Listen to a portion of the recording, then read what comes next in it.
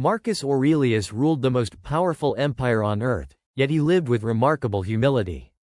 Unlike other emperors, he didn't indulge in excess or cruelty. Instead, he viewed his position as a duty. His task was to serve the people and live in accordance with nature. That duty, he believed, came not from ambition, but from the divine order of the cosmos. To fulfill his purpose, Marcus had to ignore what didn't matter: pleasure, luxury, and the noise of public opinion. He focused instead on what he could control: his thoughts, his actions, and his character. This idea wasn't new. Epictetus, a freed slave turned philosopher, taught that the key to peace is understanding the difference between what's in our control and what isn't. Marcus took this wisdom to heart.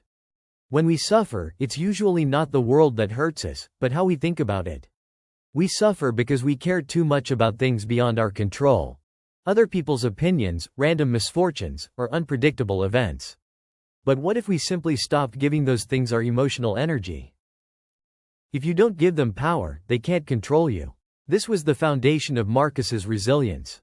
He refused to let external events determine his internal peace. As emperor, Marcus faced wars, betrayal, and illness, but he remained centered. He believed that if he mastered his thoughts, he could master his fate. That's the power of Stoic detachment, not giving control of your peace to the outside world.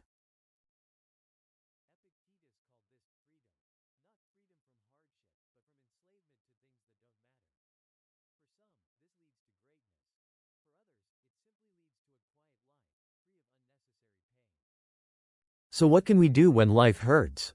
How can we stop giving power to what we can't control? Marcus gives us a map, and it begins with how we think about time.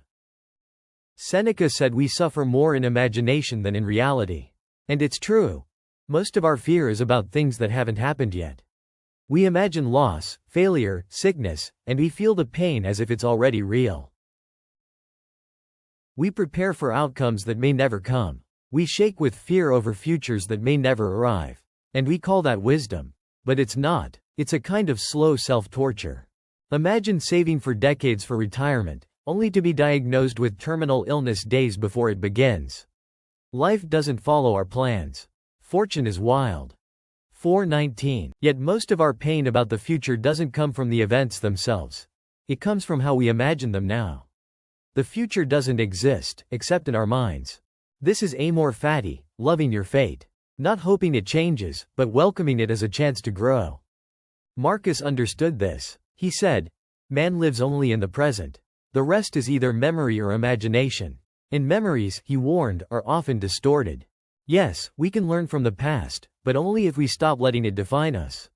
We can't fix what happened, but we can decide what we take from it.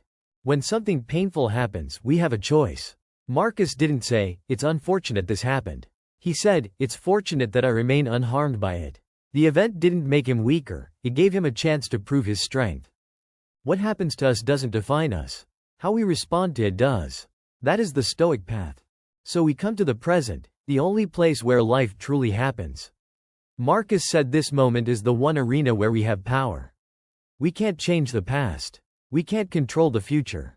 But we can choose how we meet the present. Even then, people struggle. We get angry when plans fall apart. We get anxious when the present doesn't match our desires.